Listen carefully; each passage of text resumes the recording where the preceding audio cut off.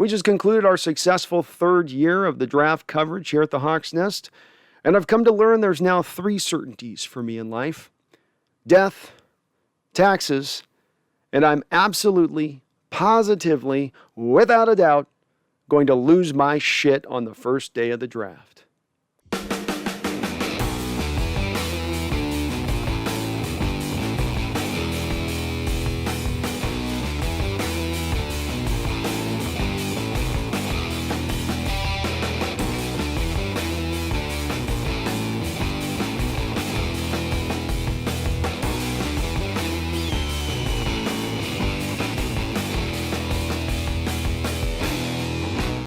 Hello, and welcome to the Hawks Nest. My name is Brandon, and I do appreciate you as ever for tuning on in. Also want to thank and shout out to everybody out there who joined on into the chat during our 3-day live stream event coverage of the draft.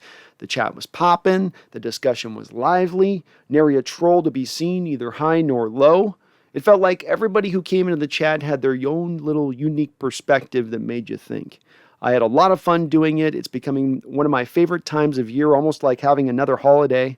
Or to quote James Bond, I thought Christmas only comes once a year. With that said, there is a growing meme that is starting to develop over the course of these last 3 years with that first selection by our Seahawks. I have to acknowledge it. It's the 800-pound gorilla in the room. And that is, it seems as though on every first selection during the course of these 3 years, I am going to completely blow a top at the Seahawks' first selection. Not proud about it. It's a little bit childish. I'll own it. I probably should prepare myself next year for it. Probably won't. But that being said, I thought it would be a fun, entertaining viewing pleasure for you to get to watch my last 3 years of draft reaction and see me completely lose my shit 1 year after the next. Here goes.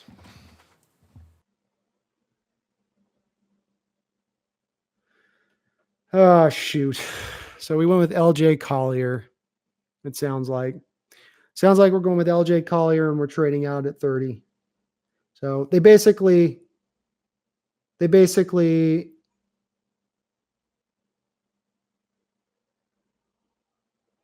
oh, geez. Oh.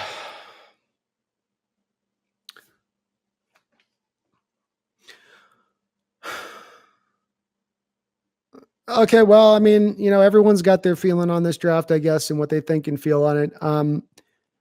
If you like to sit and say that you think the 12th best defensive lineman taken in the first round by us is a smart pick at this place, then that's your choice to feel and do. I hate this pick. I think that this is a horrible value pick. This is a complete reach. You trade Frank Clark, you need help now at defensive end. This shows that you're desperate for it, in my opinion. I don't think that there's anything in LJ Collier that may say that you had to jump up here in the first round to get him. You could have traded back or gone with a different player, a better value at that point to do so, but you didn't. You went with this guy. I don't like the pick. I hate the pick. This is a huge reach in my estimation. This is you going for, again, you're going for a need. You traded out. Rasheem Green didn't necessarily develop as well as you would have liked last season. There hasn't been any options in free agency for you to go pick up, really. There isn't any free agent options right now. So, this is a stupid pick. I think this is a stupid pick. This is completely a reach. Collier is literally the last guy in the top 75 as a defensive lineman available. This literally looks like you reached your hand into a bag and you thought there was going to be a bunch of stuff to pull out and there's like one item to grab. And so you go, okay, I guess this one, we'll take this one, I guess. This is stupid. This is stupid on their part. I think that this is going to prove to be a reach. I think that,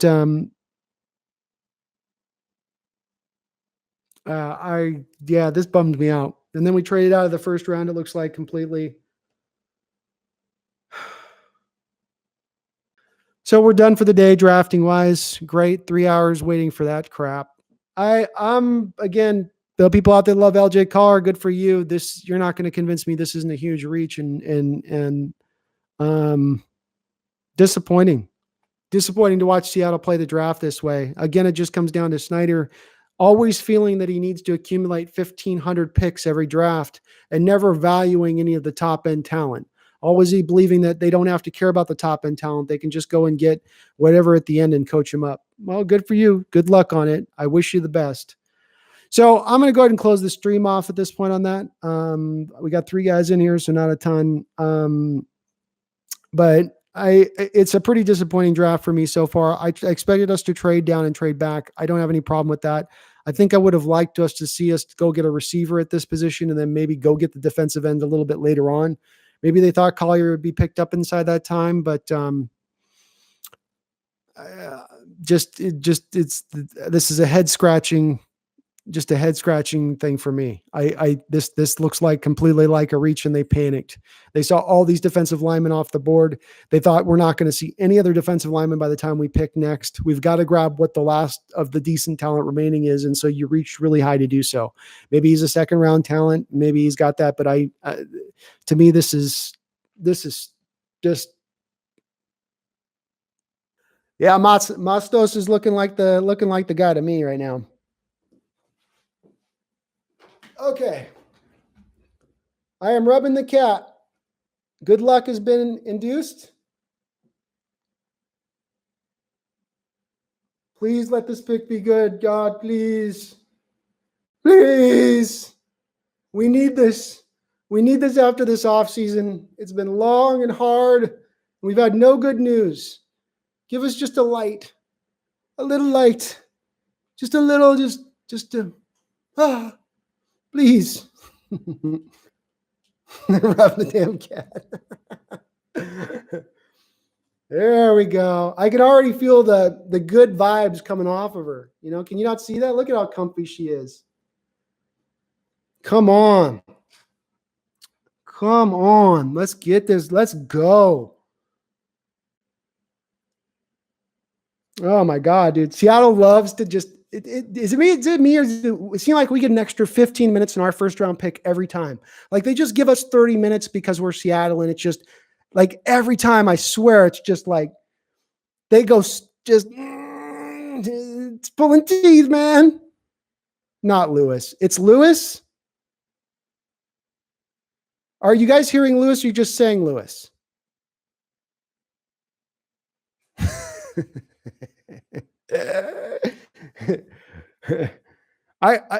Okay. Who's ever saying Terrell Lewis? Is it Terrell Lewis the pick, or are you guys just saying Lewis?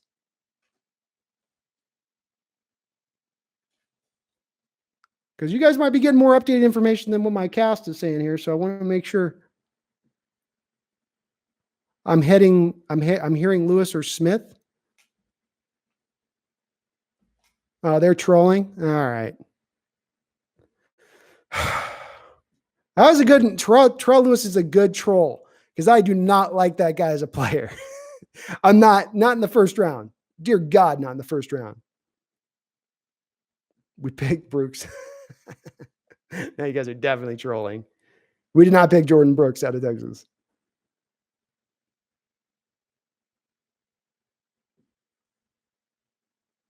No, not Jordan Brooks. Come on, guys. We got Brooks, Jordan fucking Brooks.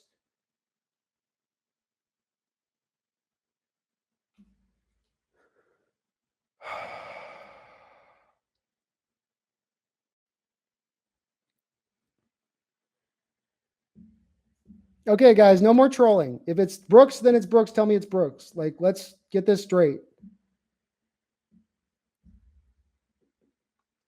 Oh my God, it's Brooks.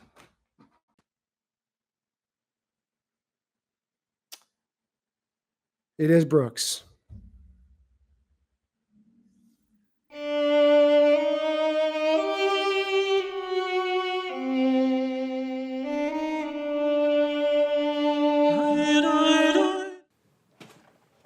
Okay, we've got a cat.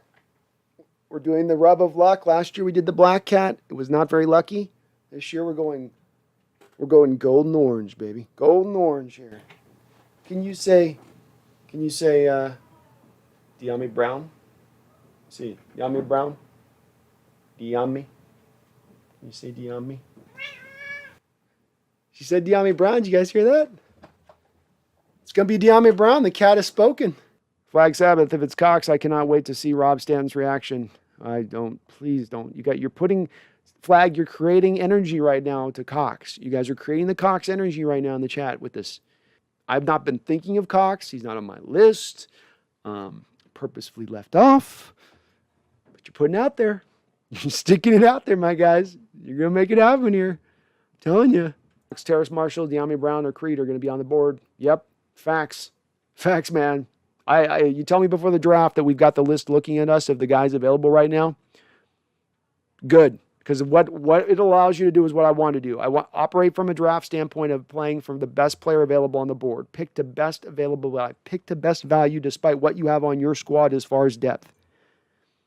But if you can do that while also picking the best player on your board, all the more better. Oh, the pick's in. Pick's in for the Steelers. Okay, I see what you guys are saying. Please don't be Creed Humphrey. Please don't be Creed Humphrey. Please don't be Creed Humphrey.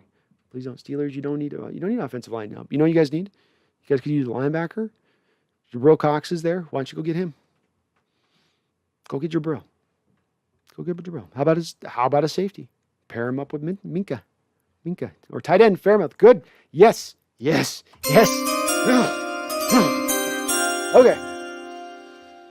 Okay. With the 23rd selection in the 2021 draft, the Pittsburgh Steelers select Pat Fairmouth, Penn State. Baby Gronk. Well done, Steelers. Good job on you. Who needs an offensive line? Okay, come on, Seattle. I don't care about this pick to the Steelers. What I care about is right now we are on the clock. We are on the MFing clock. Let us go. Let's go, chat. Let's go. Come on. Come on, Seattle. Go ahead. You can go off the board. Bye-bye. Bye-bye, Fairmouth. Bye-bye. Creed is there. Creed is there. Oh, baby. Oh, baby. Oh, baby. Creed, De'Ami Brown, Terrace Marshall.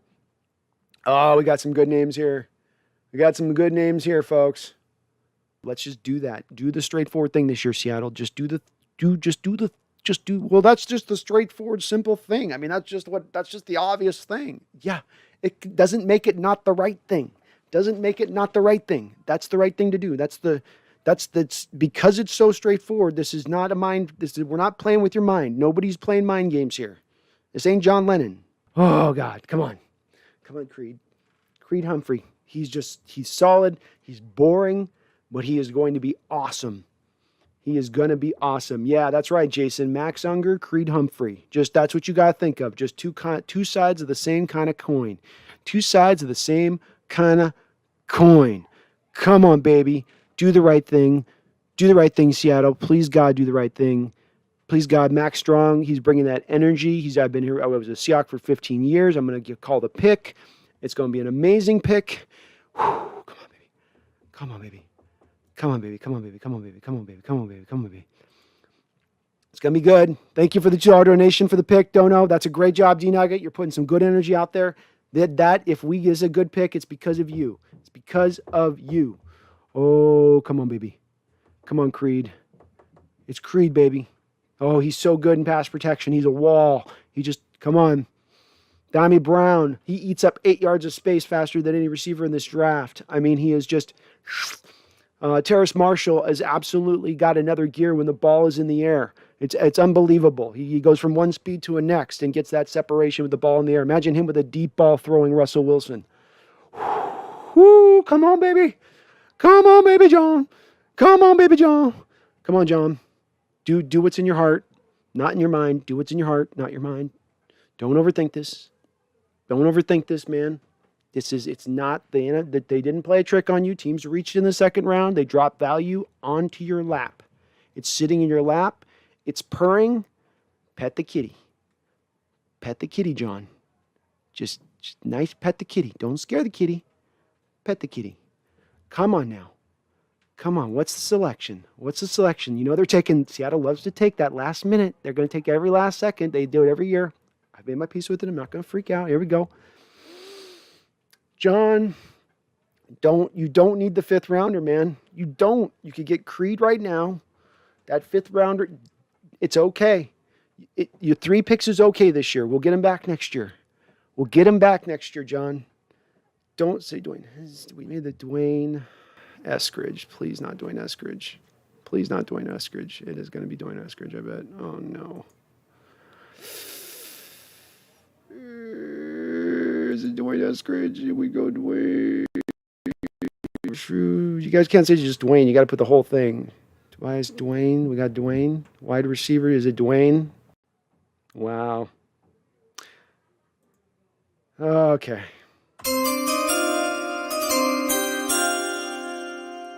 We're at the 24th pick in the 2021 NFL Draft. The Seattle Seahawks select Dwayne Eskridge, Western Michigan, wide receiver. Well, we knew it was going to happen, so I'm not even going to be emotional about it because I knew they wouldn't select my guy. That was just me hoping they would, but no. All right. Well, I did scout this guy. So let's see what my notes have to say on Mr. Dwayne Eskridge, shall we? So I call him the easy release and acceleration. He's very good at getting separation off the line. He's adept at shimmying the defender backwards before breaking inside. He could almost get open at will with this move. He played in just 6 games. He's a former All-State track guy. He played outside mainly. Held up well against the pass for his size, but he is 5'9", trying to play outside. He had 16 drops on 123 balls. His hands, in my estimation, were not very good. I'm not a scout. I'm not trying to say I'm better than the Seahawks at scouting. I thought his hands were bad. I thought he was a body catcher. I don't think he consistently catches the ball out away from his body.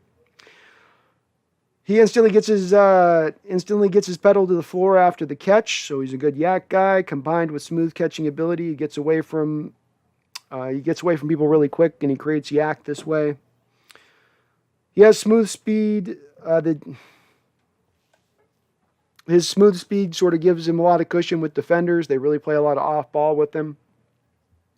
My bottom line is that the size and level of competition is the only question with him. Unlike other 5'9" receivers in this draft, it does appear he can play outside at the next level. He is not just a slot guy. The potential is there to be at least a slot at the next level and maybe more.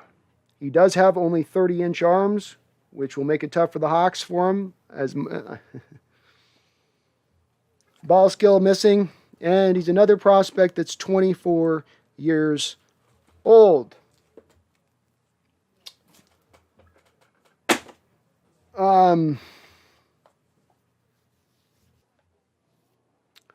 Anthony Bain, thank you for the $5 donation. I appreciate it. Your second dono of the day, buddy. Thank you so much. He says, Eskridge, so we don't care about our secondary is going to get lit up like the 4th of July or that Posick is trash. Russ is going to pull a Rodgers, laughing out loud. Solid comment. I appreciate the donation, and you're on point. You're on point with that. I'm no argument there, buddy. No argument there for me on that. Barry Sotero, thank you for the $5 donation as well. I appreciate both of you two guys. You get the double salute from me. With the 24th pick in the second round, Seattle select disappointment. Yeah. I am right now trying not to just start to swear on the stream here and freak out. I'm trying not to do that, folks. But quite frankly, this is every bit as bad a pick as Jordan Brooks was last year, if not worse, when you really take into account the available talent that's currently on the board. If Ethan Posick goes down to injury, and Ethan Posick has been injured quite a bit throughout his young career, I believe every season has suffered an injury in limited time in some of those years. If he goes down, Kyle Fuller is your backup center. I don't know what person would watch any of a tape of a 5'9" Eskridge playing at Western Michigan and say this is a better player than De'Ame Brown, who can play on the outside, is a bigger player.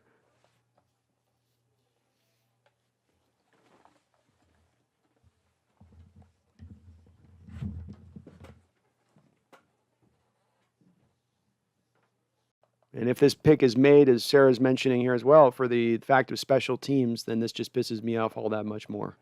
We draft him for his kick return and punt return ability. Oh, the part of the special teams game that has been minimized and reduced to a point that is almost insignificant to the modern NFL game. You've selected for that reason. Dylan Wright says Creed Humphrey was right there. He was right there.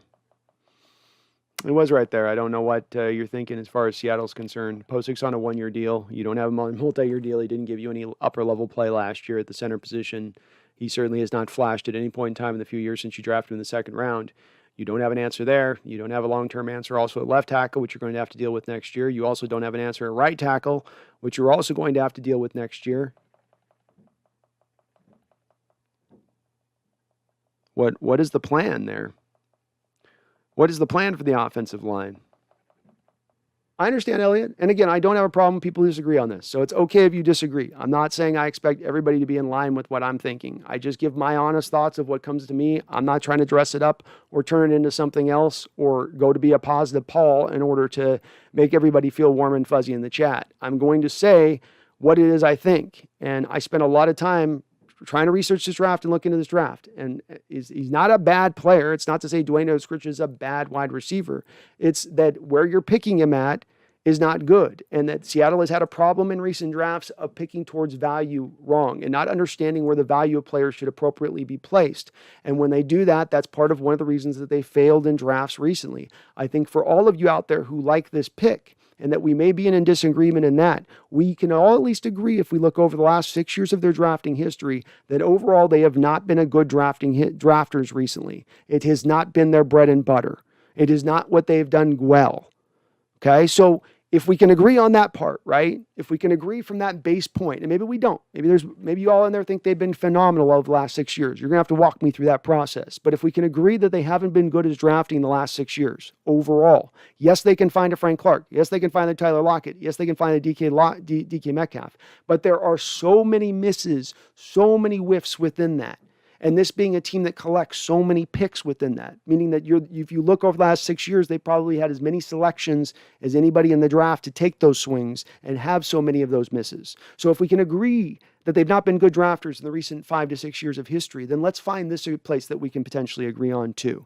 Being that, what is it then that they need to do to fix what's gone wrong? Where have they gone wrong? Has it been just luck? Has it been blind, like everything was smart about their decision-making there and it just didn't work out? Or is there a flaw in the process potentially? Is there a flaw in the methodology potentially? This is what I'm presenting. And I understand folks aren't all on day on this, but that's what I'm presenting. And if we get to that point where, yes, there is a flaw, where does the flaw exist? And that's what I've pointed to as far as my issues on it. Okay, maybe not my brightest, most shining hour here on the channel.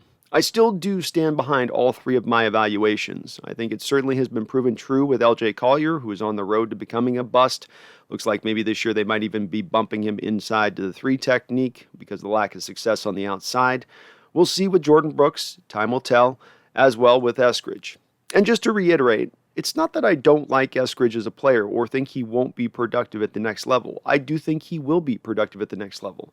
It's a matter of whether or not you just got a slot specialist in the second round when you had the opportunity to potentially get a stalwart starter there on the offensive line or a better wide receiver if that's what you wanted to lock in on. When you look at the history of 5'9" receivers selected in the first 2 rounds over the last 10 years, it's not great. Not great. There's only been 4 players selected over that time. 2 of them have completely failed out. One of them is Brandon Cooks, who's the greatest success story, who he himself is always 1 concussion away from retiring. And the other guy is Hollywood Brown. Jury's still out on him. I don't think we can make a thorough assessment about whether or not he's a successful pick out of the first round as of yet. But that's it. Only 4 players. Whereas conversely, there's been 47 players, 6 foot and over, selected in the first 2 rounds over the last 10 years. And of those 47 players, 25 have been successful, reasonably productive football players. 22 have been busts, failed out. But that's still a better ratio to go off of than the 5'9" camp. And you still have more of a baseline of that being a success in the recent history of things. Is it a metric to take in itself and to have it be an end-all be-all? No. But it's just a lens maybe into why I have some trepidations with the pick. I'm hopeful that Eskridge can buck the trend, that he can be that unusual guy who can play on the outside at 5'9" with sub 30-inch arms. Maybe he is that guy, and he's certainly very explosive, and he has a lot of great attributes to his game. I remain a little bit pessimistic, but hopeful. Thank you for watching. My name is Brandon. We'll be having some evaluations on these recent draftees out here shortly in my next Hawks Nest episode. But appreciate you watching. And please don't you ever forget, go Hawks.